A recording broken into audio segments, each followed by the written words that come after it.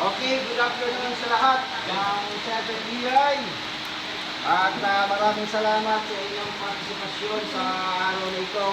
Actually, pinag-usapan na natin ito ilang linggo, ilang buwan pinag-usapan. Pero ang iba nating mga team leaders ay hindi ko alam kung anong dahilan kung bakit hindi sila nakarating at ang iba natin mga kasama. Anyway, next time siguro ayusin natin yung ating full schedule at ayusin na natin yung participation show talaga para kung saan ay hindi po tayo magantay, hindi po tayo mag-miss sa ating aktibidad. So before magsimula po ang competition, this is a simple competition. Malaan mo naman to. Laro-laro lang sa ating pong sa ating pong upang kung saan ay masanayan natin yung ganitong mga kaibigan. Okay, so pakilala ko sa inyo ang Cubs G, dito, James Officer, si Ernie, si Ruel.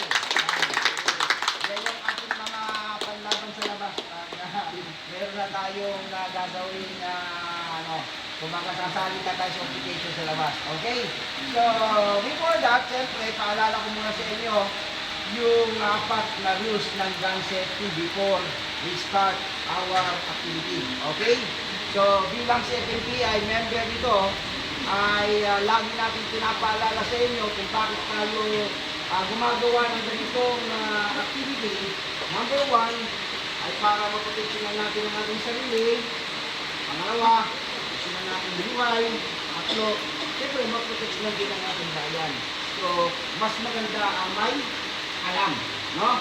Na kung saan dumating man yung time, magkaroon ng mga emergency sa labas o ano man mangyari, at least kahit paano, mayroon kang alam, no?